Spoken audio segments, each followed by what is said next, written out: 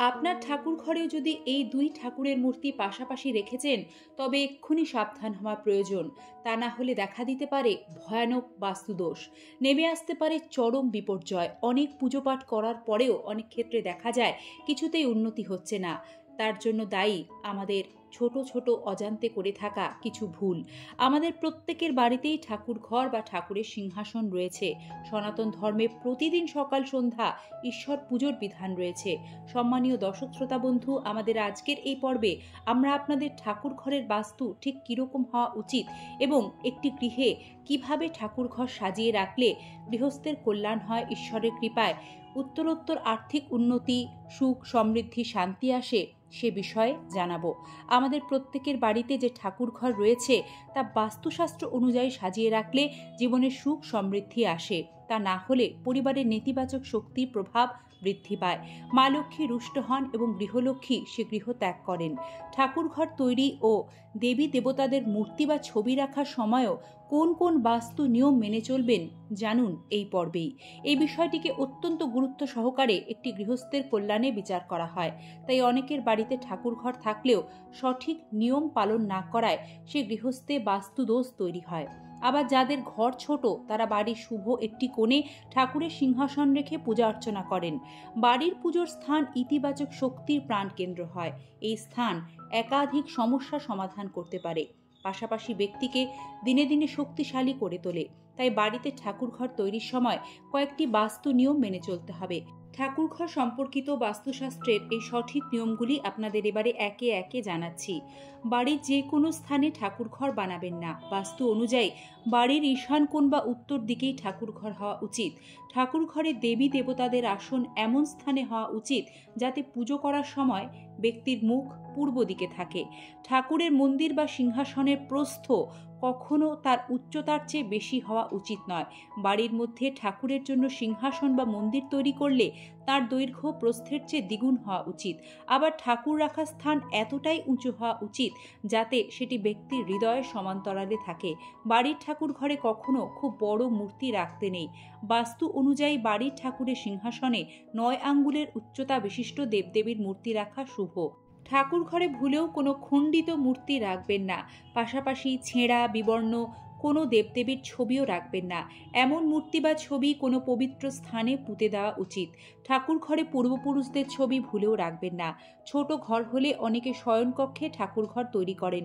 বাস্তুমতে এ কাজ করতে নেই, এতে বাস্তুর অমঙ্গল হয়। শয়নকক্ষ, স্টোররুম বা বেসমেন্টে ঠাকুর ঘর তৈরি একটি বাস্তুর জন্য কখনোই শুভ ফল প্রদান করে না। বাড়ির ঠাকুরের সিংহাসনে ভগবান ও দেবী দেবতাদের উগ্র রূপের মূর্তি বা ছবি কখনোই রাখবেন না। দেবী দেবতাদের হাসি মুখে সৌম্য রূপের মূর্তি বা ছবি ঠাকুর ঘরে রাখবেন। এটি আপনাকে শুভ ফল প্রদান করবে। বাড়িতে সাদা শিবলিঙ্গ রাখতে নেই, কারণ সাদা শিবলিঙ্গ ব্রহ্মচর্যের প্রতীক। গৃহস্থের কল্যাণের জন্য কালো শিবলিঙ্গের আরাধনাকে শুভ ও সঠিক মানা হয়েছে।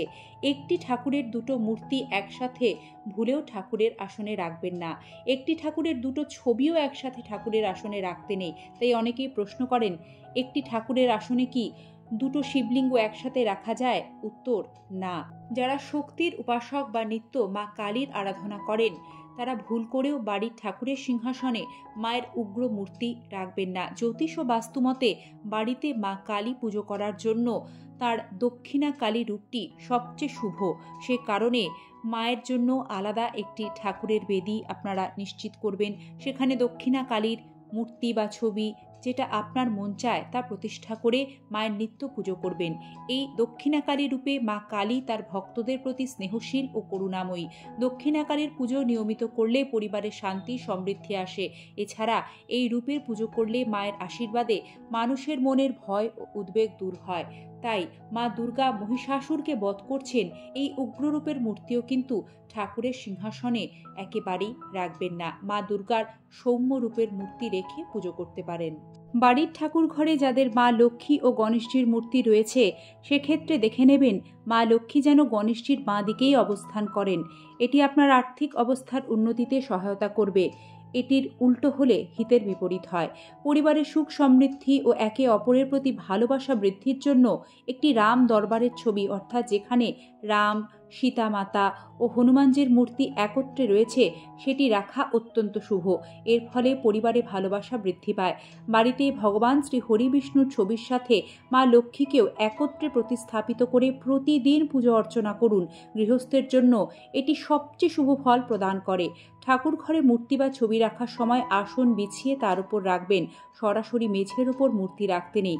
শাস্ত্রমতে ঠাকুরের সিংহাসনে যারা মূর্তি রেখে পুজো করেন, সেই মূর্তিগুলি যেন 6 ইঞ্চির বেশি দৈর্ঘ্যের না হয় সেদিকে নিশ্চিত করে নেবেন।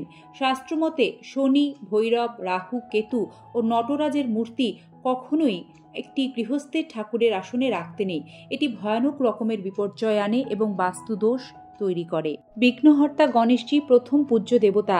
বাড়িতে গণেশজির মূর্তি রাখতে হলে জাফরানি বা হলুদ রঙের একটি আসন বিছিয়ে তার উপর গণেশজিকে রাখুন।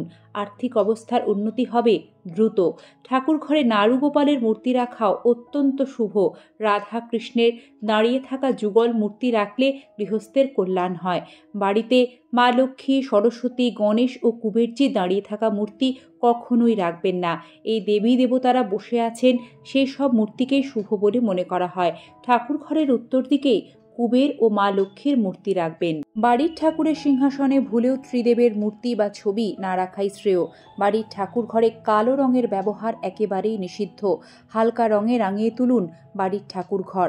বাস্তু অনুযায়ী ভুলেও সিঁড়ির নিচে ঠাকুর ঘর তৈরি করবেন না। পাশাপাশি শৌচালয়ের কাছেও যাতে ঠাকুর ঘর না থাকে সেদিকেও লক্ষ্য রাখতে হবে। এই নিয়ম পালন না করলে পুজো অর্চনার ফল তো মিলবেই না, উল্টে মানসিক অবসাদ বৃদ্ধি পাবে, আর্থিক সমস্যার মুখে পড়তে হয়। ঠাকুর ঘরে যে মূর্তি বা ছবিগুলো রাখছেন তার পিঠ বা পেছন দিক যাতে দেখা না যায় সেদিকেও খেয়াল রাখতে হবে, কারণ এটিকেও বাস্তুর জন্য অশুভ বলে মনে করা হয়। সর্বোপরি ঠাকুরের সিংহাসনে বাড়ির কল্যাণে এমন ঠাকুরের মূর্তি আপনাকে রাখতে হবে যেখানে তাদের মুখমণ্ডল সৌম্য এবং হাতে আশীর্বাদ মুদ্রা রয়েছে। ঠাকুর বা দেবদেবীর রৌদ্ররূপের মূর্তি বাড়ির ঠাকুরের সিংহাসনে কখনোই রাখবেন না। এতে অশান্তি বৃদ্ধি পায় জীবনে। ভালো থাকবেন সকলে। আশা রাখি আমাদের আজকের ঠাকুরঘর সম্পর্কিত বাস্তুশাস্ত্রের এই নিয়মবিধির পর্ব আপনাদের উপকারে আসবে। সাথে থাকবেন। আগামী পর্বে আবারও দেখা হবে। কৃষ্ণ কৃপায় সকলের মঙ্গল হোক। হরে কৃষ্ণা।